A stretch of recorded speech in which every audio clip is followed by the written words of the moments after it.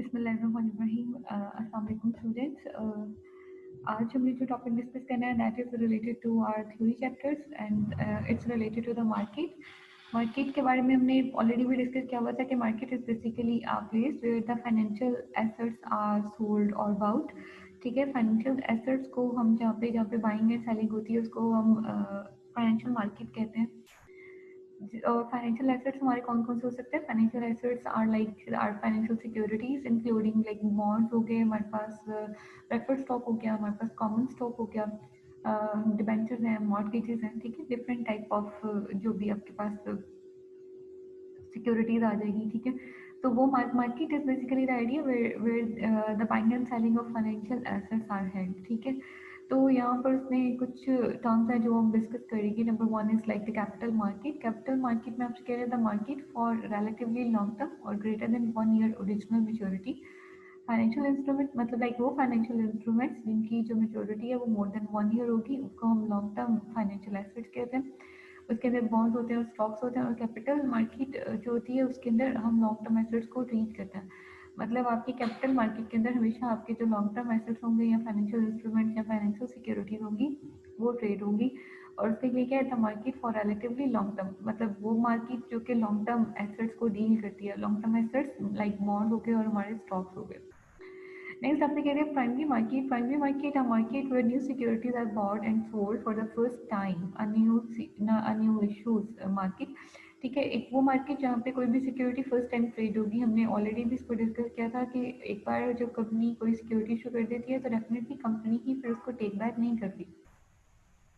से for example आपने कोई गाड़ी परचेज की थी। ठीक है, एक बार तो कंपनी इसको इशू करेगी और आप कंपनी से ही इसको बुक करवाएंगे और गाड़ी जो है वो ले लेंगे। ठीक है, या कोई भी मोबाइल फ़ोन है वो कंपनी आप अपनी किसी भी रिटेल स्टोर वगैरह पे प्रोवाइड करेगी, हम वहाँ से जाकर उसको परचेज कर लेंगे। लेकिन अगर हम दोबारा से उसको उसकी बाइंग एंड सेलिंग उसको करना चाहते हैं, हम उसको सेल करना चाहते हैं, तो वो किसी भी सेकंड थर्ड फोर्थ पर्सन को तो हो सकता है, लेकिन ओरिजिनली जिस कंपनी ने उसको इशू किया होता है वो उसको जाके दोबारा से आप सेल आउट नहीं कर सकते। ठीक है, तो मार्केट का बेसिकली स्पेसिफिकली मार्केट का वो एरिया है जहाँ पे हमेशा फर्स्ट हैंड ही सिक्योरिटीज की बाइंग एंड सेलिंग होगी, जिसे हम प्राइमरी मार्केट कह रहे हैं।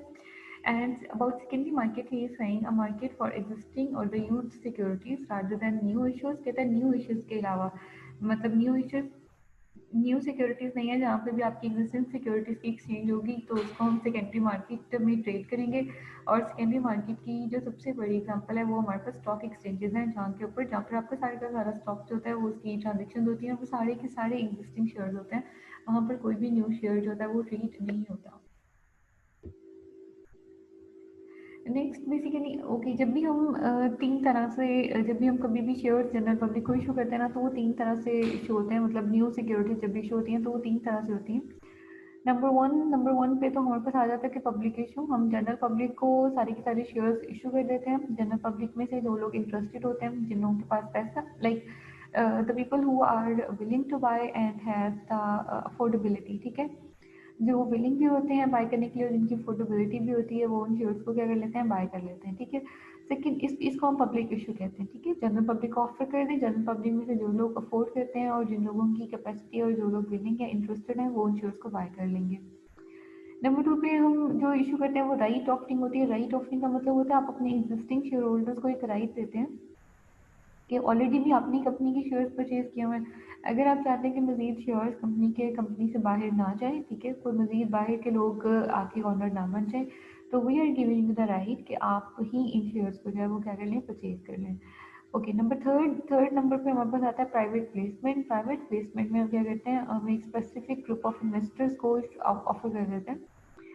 लाइक जिस तरह से मियां मंशा की वो एक टेक्सटाइल मिल थी, तो उन्होंने एमसीबी को बाय कर लिया। ठीक है, मतलब उन्होंने अपने बैंकिंग की सारी ट्रांजेक्शन को और बैंकिंग चार्जेस को सेव करने के लिए उन्होंने उसी ब्रांच को जो था वो मतलब वो अब वो बेसिकली वो कौन सी, ना वो पब्लिक इशू था ना वो राइट ऑफरिंग थी। ठीक है, ना ही तो उन्होंने मतलब अपनी कंपनी के, अब जाहिर सी बात है, और जितनी भी कंपनी की ऑनरशिप थी वो उन्होंने सारी की सारी सेल आउट कर दी। अब जब कंपनी की फुल ऑनरशिप को सेल आउट किया तो ना तो वो जनरल पब्लिक को इशू हुई थी, ना ही वो राइट ऑफर में एग्जिस्टिंग शेयर होल्डर्स को इशू हुई थी, बल्कि वो क्या था, वो एक प्राइवेट प्लेसमेंट थी। प्राइवेट प्लेसमेंट का मतलब है जिसमें हम एक स्पेसिफिक जो प्राइवेट ग्रुप ऑफ इन्वेस्टर्स होता है, ठीक है, जो जिन लोग जिनके बारे में आइडिया होता है कि हाँ ये इन लोगों के पास इतनी कंपनीज मौजूद है, ये एक बैंक परचेज कर सकते हैं या एक स्कूल परचेज कर सकते हैं, वॉट एवर डिस्टेंस। ठीक है, तो हम उन लोगों को वो जो ओनरशिप होती है या वो शेयर होते हैं, जो एसेट्स होते हैं, उनको हम क्या कह देते हैं, सेल आउट कर देते हैं। Okay, now let's see the details one by one. Number one पे कहते हैं पब्लिक इशू। तो पब्लिक इशू कहते हैं, पब्लिक इशू इज बेसिकली क्या है, सेल ऑफ बॉन्ड्स और stock to the general public. Public issue का मतलब है कि आप अपना स्टॉक या फिर आपके जो बॉन्ड्स हैं, बॉन्ड्स बेसिकली आपके डेट इंस्ट्रूमेंट्स हैं और स्टॉक आपके इक्विटी इंस्ट्रूमेंट्स हैं, तो ये आप जब जनरल पब्लिक को इशू करेंगे तो वो पब्लिक इशू में आ जाएगा। ऐसे यहाँ पर उसने आपको एक बताया the principal function of the invest, यहाँ पे इन्वेस्टमेंट बैंकर की डेफिनेशन है। वो कहता है financial institution that underwrites purchases at a fixed price on a fixed date new securities for resale। Investment makers पता है क्या करते हैं, वो बेसिकली इन्वेस्ट करते हैं कंपनीज के साथ। कंपनी में से फॉर एग्जांपल हमारी ये कंपनी, हम शेयर इशू करना चाहते हैं, इन्वेस्टमेंट बैंकर कहेगा कि जी ये सारे शेयर्स आप मुझे बेच दें, इस मतलब वो जो भी इसकी फिक्स प्राइस होगी और फिक्स डेट होगी, ठीक है। वो कहेगा आप ये मुझे सेल आउट कर दें, आगे मार्केट में मैं जाके इसको खुद ही सेल आउट कराऊंगा, ठीक है। तो वहाँ पर जो भी उसका एक तो वो जो कमीशन होता है वो चार्ज करता है उनसे, मतलब उनको सर्विसेज प्रोवाइड कर रहा होता है, और सेकेंडली जो प्राइस का डिफरेंस भी होता है वो भी इन्वेस्टमेंट बैंकर की ही अर्निंग होती है। यहाँ पे देखो, यहाँ पे ना उसने बताया the principal function of the investment banker is to buy the new securities from the issuing company at wholesale. वो कहते हैं जो कंपनी इशू करी है ना, उससे सिक्योरिटीज होलसेल पे परचेज कर लेनी है, and then we sell them to investors. और जो भी इन्वेस्टर्स होते हैं जो कि इन्वेस्ट करना चाह रहे होते हैं डिफरेंट कंपनीज में, उनको सेल आउट कर देते हैं एट रिटेल, ठीक है। अब आपको होलसेल और रिटेल का तो पता ही होगा, होलसेल से जब हम चीज़ें परचेज करते हैं तो वो कम प्राइस में मिल जाती हैं, ठीक है, और बल्क में हम परचेज कर लेते हैं। जब रिटेल के अंदर आती है तो वो छोटे छोटे जैसे करियाना की कोई भी स्टोर होता है, कोई जनरल स्टोर, कोई इस तरह की परचून की कोई शॉप होती है, तो वहाँ पर रिटेल प्राइसेस के ऊपर, जो कि जहाँ पर हम कम क्वांटिटी में चीज़ें परचेज करते हैं और प्राइसेस भी हम उसकी हायर पे करते हैं। तो वो वही वाली बात है कि वो होलसेल पे परचेज करके आगे क्या कर देते हैं, रिटेल के ऊपर जो होता है वो सेल आउट कर देते हैं। For this service investment banker receives the difference. वो जो डिफरेंस है ना, अब होलसेल और रिटेल प्राइस के दरमियान, वो डिफरेंस उनको मिल जाता है, और अंडर राइटिंग स्प्रेड, यहाँ पर उनको अंडर राइटिंग स्प्रेड भी मिलता है। अंडर राइटिंग स्प्रेड को फर्दर डिस्कस करेंगे। अंडर राइटिंग स्प्रेड बेसिकली जो प्राइस डिफरेंसेस होते हैं या फिर जो रिस्क होता है, अब वैसे बात है आप 100 शेयर्स परचेज कर लें किसी कंपनी के, तो वो 100 शेयर्स आपने जनरल पब्लिक को इशू भी तो करने हैं ना। आप अगर जनरल पब्लिक को 100 शेयर ना कर इशू ना कर सकें या सेल ना कर सकें, then you will have to absorb the loss और एब्जॉर्ब द रिस्क। जो भी रिस्क होगा वो आपको इन्वेस्टमेंट बैंकर को करना पड़ता है। तो उसके लिए कंपनी क्या करती है, कंपनी उनको अंडरराइटिंग स्प्रेड इशू करती है, ठीक है। अंडरराइटिंग में वो रिस्पॉन्सिबिलिटी टेकअप करता है ना, तो स्प्रेड वो जो दोनों के दरमियान में गैप होता है उसको कवर करने के लिए, तो वहाँ पे उसको वो पे करते हैं between the price they pay for the security and the price at which the security is resold to the public. तो यहाँ पे वो इन्वेस्टमेंट बैंक कहता है कि वो डिफरेंस को रिसीव कर लेते हैं यहाँ पर अंडरराइटिंग स्प्रेड को बिटवीन द वो वाला जो price they pay for the security, जो उन्होंने सिक्योरिटी के लिए पे की, and the price at which the security is resold to the public, और वो प्राइस जिसके ऊपर आपने पब्लिक को रीसेल कर दी थी अपनी सिक्योरिटी।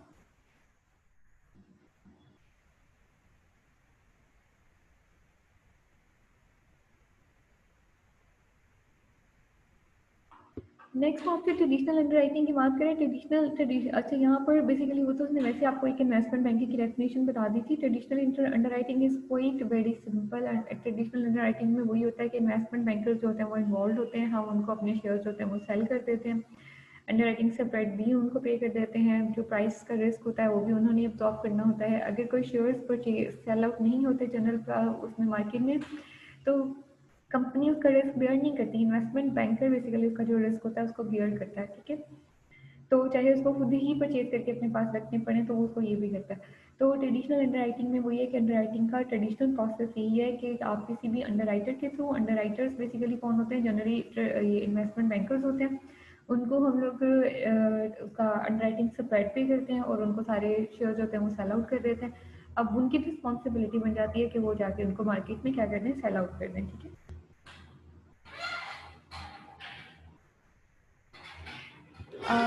Traditional underwriting was लिखा हुआ है कि underwriting bear the risk of not being able to sell a security at the established price by the virtue of purchasing the security for the resale।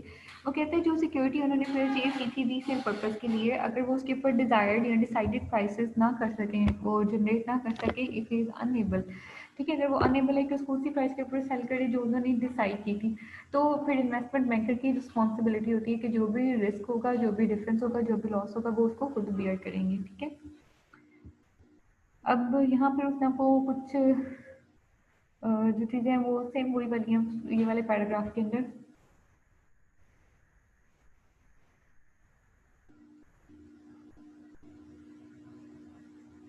यहाँ पर वो वही सारी एन इन्वेस्टमेंट बैंकर और group of investment bankers buying a security issue underwrites the sell or the sale of the issue by giving the company a check for the purchase price।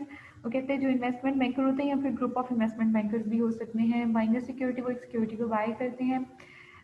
Issue underwrites the sale of the issue by giving the company a check। वो कहते हैं company फिर for the purchase price जो भी वो उसके ऊपर purchase करते हैं कंपनी उसको एक चेक पे दे देती है और उन्होंने क्या करना होता है, उन्होंने उस इशू को जो भी वो उसकी सिक्योरिटीज होती हैं उनको मार्केट में जाके सेल करना होता है। At that time the issuing company is relieve for the risk. यहाँ पे जो इशूइंग कंपनी का जो रिस्क होता है वो रिलीव हो जाता है, खत्म हो जाता है, ठीक है। Of not being able to sell the issue to the general public. Of not मतलब अगर जो रिस्क होता है कि शायद वो सिक्योरिटीज जनरल पब्लिक को सेल आउट ना कर सके, यहाँ पे उनकी रिलीविंग हो जाती है, वो यहाँ से उस जो उनका रिस्क होता है उससे वो फ्री हो जाते हैं, ठीक है। एट द एस्टेब्लिश प्राइस, अगर वो नंबर ऑफ सिक्योरिटीज को सेल आउट ना कर सके या फिर एस्टेब्लिश प्राइस के ऊपर सेल आउट ना कर सके, तो दोनों ही रिस्क से जो इशूइंग कंपनी है वो रिलीव हो जाती है, फ्री हो जाती है। If the issue does not sell well, कहता है अगर जो आपका इशू है वो अच्छे तरीके से सेल आउट ना हो सके, इधर because of an adverse turn in the market, market के अंदर एडवर्स उसकी वजह से कि अगर मार्केट में जैसे डिमांड ड्रॉप हो जाती है या कोई भी, और because it is over price, यहाँ पर हो सकता है कि आपने ओवर प्राइसिंग की हो, आपने प्राइसेस ज़्यादा लगाए हैं, प्राइसेस भी ज़्यादा होंगे तो भी लोग सिक्योरिटीज परचेज नहीं करेंगे। The underwriter not the company, कहते हैं जो अंडर राइटर है ना, नॉट द कंपनी, कंपनी नहीं underwriter takes a loss, वो लॉस बेयर करेगा। मतलब ये इन्वेस्टमेंट बैंकर जिसने अंडर राइटिंग से स्प्रेड लिया हुआ है वो उसको बियर करेगा, जो कंपनी है वो उस रिस्क को बियर नहीं करेगी, ठीक है। नेक्स्ट आपके पास है best effort selling. Best efforts में तो वो best efforts offering, sorry best efforts offering, तो आपको उसी नेम से पता चल जाता है कि यहाँ पर वो एक कमिटमेंट कर लेते हैं कि जी हम बेस्ट एफर्ट जो है वो पुट करेंगे उसको सेल आउट करने के लिए। अगर वो सेल आउट हो गई तो ठीक है, अदरवाइज हमारी रिस्पॉन्सिबिलिटी नहीं है। ट्रेडिशनल अंडर राइटिंग में अंडर राइटर्स की रिस्पॉन्सिबिलिटी होती है कि वो सिक्योरिटीज़ को मार्केट में जो भी फिक्स प्राइस हुई है उसके ऊपर जो है वो सेल आउट करेंगे। बेस्ट एफर्ट्स ऑफरिंग के अंदर ऐसा नहीं होता। बेस्ट एफर्ट्स में वो सिर्फ ये कमेंट करते हैं कि हम बेस्ट एफर्ट पुट करेंगे, अगर हो गया तो हो गया, अगर नहीं हुआ तो हम आपको आपकी जो सिक्योरिटीज़ बच जाएंगी जो सेल आउट नहीं हो सकेगी वो हमको आपको वापस कर देंगे, ठीक है। तो बेस्ट एफर्ट्स के अंदर जो अंडर राइटिंग स्प्रेड होता है वो भी नॉर्मली कम होता है, ठीक है। जो कि आपके पास ट्रेडिशनल अंडर राइटिंग होती है वहाँ पे आपके पास जो अंडर राइटिंग स्प्रेड होता है उसकी एक हैवी अमाउंट होती है। अब कहते हैं security offering in which the investment banker agrees to use only their best efforts to sell the issuer security. कहते हैं ये एक सिक्योरिटी ऑफरिंग की एक टाइप है जिसमें जब मतलब ऑफरिंग जब आप सिक्योरिटी को ऑफर करेंगे, the investment bankers agree to use only their best efforts. कहते हैं वो एग्री होते हैं कि वो सिर्फ अपनी बेस्ट एफर्ट्स यूज करेंगे to sell the issuer security, कि वो अपने जो भी इश्यूर है उसकी सिक्योरिटी को सेल आउट कर दें। The investment bankers do not commit to purchase any unsold securities. यहाँ पर वो ये कमिटमेंट नहीं करते कि अगर कोई सिक्योरिटी अनसोल्ड रहेगी तो वो उसको खुद बाय करेंगे। तो ऑटोमेटिकली जब उनका रिस्क कम होता है और सिर्फ वो रिस्क तो बल्कि वो यहाँ पे लेते ही नहीं है और सिर्फ वो ये कमिट करते हैं कि हम बेस्ट एफर्ट्स पुट करेंगे, तो वो अकॉर्डिंगली उसके ही अकॉर्डिंगली जो होता है वो अपनी सर्विस चार्जेस होते हैं वो चार्ज कर लेते हैं और इसके ज़्यादा वो ऑफर नहीं करते। नेक्स्ट टॉपिक आपके पास है शेल्फ रजिस्ट्रेशन। शेल्फ यहाँ पर ओके, यहाँ पे ये हमारे पास पब्लिक इशू की बेसिकली तीन कैटेगरीज थी। पब्लिक इशू जब हम करने के लिए जाते हैं तो हमारे पास ट्रेडिशनल अंडर राइटिंग आ जाती है, एक हमारे पास बेस्ट एफर्ट सेलिंग है, third one is about the shelf registration. A procedure that allows the company to register securities in advance. एक प्रोसीजर होता है जिसमें कंपनी को अलाउ करते हैं कि आपने जो सिक्योरिटी जो मार्केट में सेल करनी है ना उसको इन एडवांस से आप अपने पास रजिस्टर करा लें, that it way want to sell, जो भी वो सेल करना चाहे, and essentially put that registration on the shelf. और कहता है आप ज़रूरी है कि बाद में आप उस रजिस्ट्रेशन को शेल्फ के ऊपर पुट कर दें, मतलब ऑन द काउंटर जो है ना उसको छोड़ दें, until it makes a sale offering, until के ये आप एक सेल ऑफरिंग जो होता है वो शुरू कर दें। आल्सो कॉल्ड, कहते हैं एसईसी, वो जो सिक्योरिटी एक्सचेंज कमीशन रूल 415 उसमें इसको कैसे कहा गया कि the securities can then be sold placed then can sorry these securities can then be sold piecemeal whenever the company chooses। कहता है जब भी कंपनी चूज करेगी, like this is a ready to eat food, ठीक है, एक ready to eat food की तरह होगा। पीस मील के जैसे ही जब भी कंपनी चूज करेगी फॉर तौर पे वो उन सिक्योरिटीज को मार्केट में सेल कर देंगे। नॉर्मली जब भी हमने कभी भी कुछ इशू करना होता है तो प्रॉपर्ली पहले हमें उनकी रजिस्ट्रेशन करानी पड़ती है। जैसे से फॉर एग्जांपल अगर हम लोग यहाँ पे कोई भी न्यू डिग्री भी स्टार्ट कराते हैं तो पहले हम उसकी अप्रूवल लेते हैं, फिर हम प्रॉस्पेक्टस में उसको एडवर्टाइज करते हैं कि यस हम ये डिग्री इशू करने के लिए जा रहे हैं, इस डिग्री के लिए ये एलिजिबिलिटी क्राइटेरिया होगा, रिक्वायरमेंट्स होंगी, सिस्टम में उन डिग्रीज़ को अपडेट किया जाता है, उन बच्चों की प्लेस बनाई जाती है, फैकल्टी वगैरह, ईच एंड एवरीथिंग, ठीक है। सेल्फ रजिस्ट्रेशन का मतलब है कि आपने अपनी सारी रिक्वायरमेंट्स कंप्लीट कर ली हैं और अब आपने उसको ऑन द काउंटर जो है वो लीव कर दिया है। जिस टाइम पे भी कंपनी रेडी होगी, चूज़ करेगी कि हाँ जी अब सिक्योरिटीज़ को सेल आउट कर दिया जाए, फौरी तौर पे on the shelf on the counter selling जो कि वो स्टार्ट हो जाएगी, ठीक है। अच्छा, अब जो सेकंड टाइप थी वो हमारे पास आ रही थी राइट ऑफरिंग। राइट ऑफरिंग में मैंने आपसे कहा था वो जो पहली बात थी पब्लिक इशू की। पब्लिक इशू में 3 तरह से पब्लिक इश्यूज हो सकते हैं। नंबर 1 आपके पास था पब्लिक इशू में हमने कहा था कि वो ट्रेडिशनल अंडर राइटिंग हो सकती है। नंबर 2 पे था बेस्ट एफर्ट सेलिंग हो सकती है। नंबर 3 पे था आपके पास जिसको हमने अभी डिस्कस कर लिया था शेल्फ रजिस्ट्रेशन, ठीक है।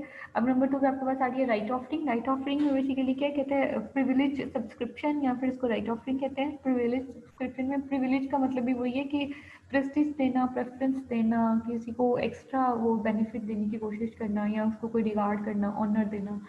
तो यहाँ पे कहते हैं the sale of new securities in which existing shareholders are given a preference in purchasing these securities up to the proportion of common shares that they already own, also known as a right offering। इसको हम right offering भी कहते हैं। कहते हैं the sale of new securities, new securities जब cell की जाएंगी इन विच एग्जिस्टिंग शेयर होल्डर्स, जो हमारे एग्जिस्टिंग शेयर होल्डर्स हैं, दे आर गिवन प्रेफरेंस, उनको पहले प्रायोरिटी दी जाएगी, प्रेफरेंस दी जाएगी इन परचेजिंग दी सिक्योरिटीज के वो उन सिक्योरिटीज को परचेज कर लें up to the proportion of the common shares, जो भी उसके उसी प्रोपोर्शन के अंदर जो ऑलरेडी उनके पास कॉमन शेयर्स पड़े हुए हैं उसी प्रोपोर्शन में उसको कर लेंगे, तो उसको हम राइट ऑफरिंग या फिर प्रिविलेज सब्सक्रिप्शन कहते हैं।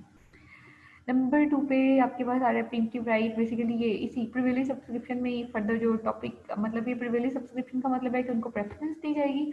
अब उसमें नंबर 1 जो उसने आपके साथ डिस्कस करा that is related to preemptive right. Preemptive right में क्या होता है the privilege of shareholders to maintain their proportional company ownership by purchasing a proportionate share of any new issue of common stock or securities convertible into common stock। कहते हैं privilege of share holder को जब ये privilege दी जाती है या Prestige दी जाती है या उनको एक्स्ट्रा एक बेनिफिट दिया जाता है या कोई ऑनर दिया जाता है जिसमें वो क्या कहते हैं, हम उसे कहते हैं to maintain their proportional company ownership. कि वो अगर से फॉर एग्जांपल अगर ऑलरेडी कंपनी के 50% शेयर्स उनके पास हैं तो न्यू जब भी शेयर्स इशू होंगे ना तो हम कहेंगे कि इसके भी 50% आप ही बाय कर लें, तो ऑटोमेटिकली 50 आपकी जो ओवरऑल जो ऑनरशिप है ना वो 50% ही रहेगी। वरना जाहिर सी बात है जब न्यू शेयर्स इशू करेंगे तो ऑटोमेटिकली पहले वालों की जो ऑनरशिप है वो तो कम हो जाएगी, क्योंकि अब पहले से फॉर एग्जांपल टोटल जो शेयर्स है वो 1 लाख थे, ठीक है। अब हम 1 लाख ही और इशू कर देंगे। पहले अब जिस बंदे के पास 1 लाख में से 50,000 शेयर्स मौजूद थे तो उसकी ऑनरशिप 50% की थी कंपनी में। अब अगर हम वहाँ पे 1 लाख की बजाय 1 लाख ही और शेयर्स इशू करें तो टोटल शेयर्स होंगे वो कितने हो जाएंगे 2 लाख। अब जिस बंदे के पास पहले 50,000 शेयर्स थे उसकी ऑनरशिप 50% थी, अब उस बंदे के पास टोटल जो शेयर्स हैं वो 2 लाख हो गए।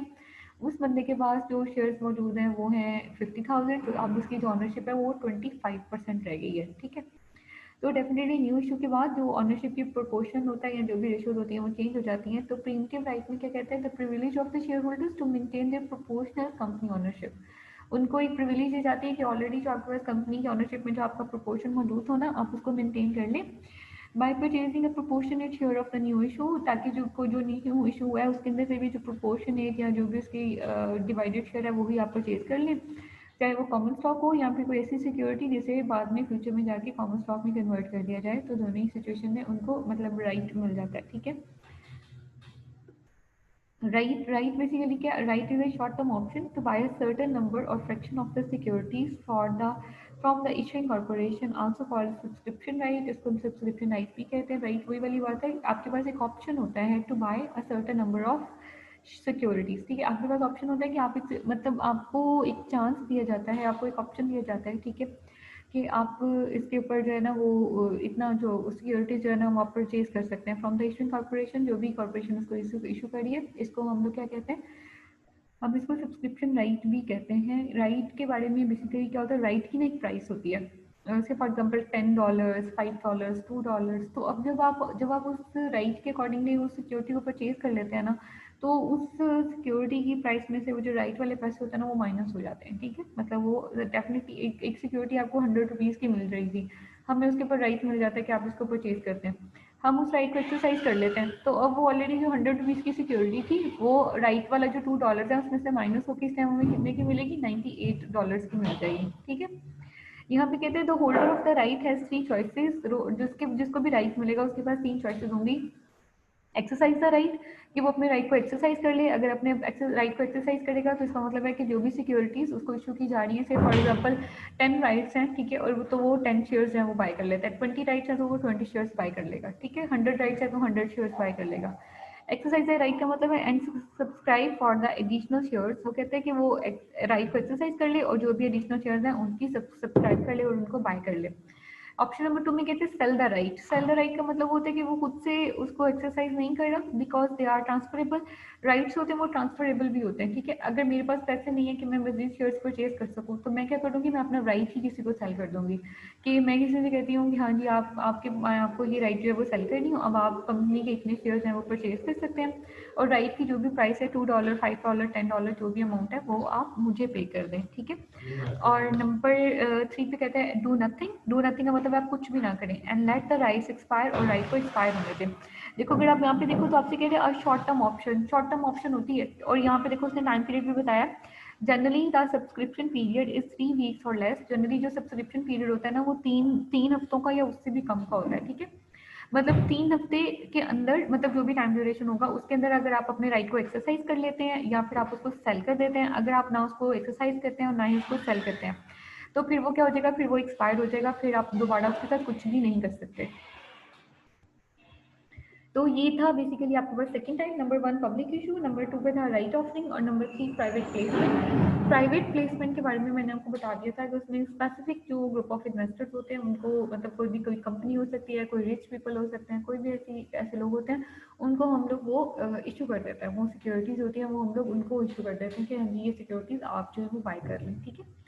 तो it's all about the today's lecture, ठीक है। इसको आप लोग एक बार देख लें, अगर इसमें कोई कन्फ्यूजन होगी तो हम उसको फिर नेक्स्ट क्लास में डिस्कस कर लेंगे। टेक केयर क्लास, अल्लाह हाफिज़।